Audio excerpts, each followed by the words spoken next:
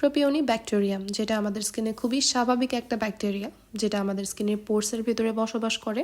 তেল এবং সেবাম খেয়ে এরা বেঁচে থাকে। স্বাভাবিকের তুলনায় যদি এর থেকে বেশি বেড়ে যায়, সেই জায়গা থেকে আমাদের পোর্স ক্লগ করে স্কিনের তেল এবং সেবাম অতিরিক্ত পরিমাণে উৎপাদন করে, যেটা আমাদের অ্যাকনি পিম্পল অথবা কমিটন্সের কারণ হয়ে দাঁড়ায়। যারা আমাকে প্রথম থেকে ফলো করে অথবা আমার ভিডিওর প্রথমে যে পিকচারগুলো আমি অ্যাড করে দিয়েছি, এটা আমার 2 থেকে 3 মাস আগের স্কিন কন্ডিশন। অ্যান্ড আমি কোনোভাবেই বুঝতে পারতেছিলাম না অ্যাকচুয়ালি স্কিনে আমার কেন অ্যাকনি পিম্পলগুলো ক্রিয়েট হচ্ছে, পোর্স ক্লগ করতেছে, সিস্টিক অ্যাকনিগুলো তৈরি হচ্ছে। রিসার্চ করতে করতে এই ব্যাকটেরিয়া সম্পর্কে আমি জানি। অ্যান্ড এটাকে প্রিভেন্ট করতে অথবা কন্ট্রোলে রাখতে পারে, স্বাভাবিক মাত্রায় রাখতে পারে এইরকম একটা ইনগ্রেডিয়েন্টস হচ্ছে অ্যাজেলিক অ্যাসিড, যেটা আমাদের অ্যাকনি পিম্পলস অথবা ক্লগ কমিটন্স কন্ট্রোলটা রাখতে অনেক বেশি সাহায্য করে। আমার এরকম স্কিন কন্ডিশন থেকে ধীরে ধীরে কনসিস্টেন্সি ধরে রেখে ব্যবহার করার কারণে আমার স্কিনের এই পর্যায়ে আমি আসতে পেরেছি। এটা যে শুধুমাত্র স্কিনের ব্যাকটেরিয়াকে কন্ট্রোল রাখে ব্যাপারটা এরকম না, পাশাপাশি এটা আপনার স্কিনের অ্যাকনি মার্কস, পুরানো যে অ্যাকনি মার্কসগুলো আছে সেটাকে রিডিউস করতেও কিন্তু অনেক বেশি হেল্প করে। আমার স্কিন এখন পর্যন্ত পুরোপুরি হিল হয়নি, শুধুমাত্র অ্যাকনিগুলোকে আমি হিল করতে পেরেছি।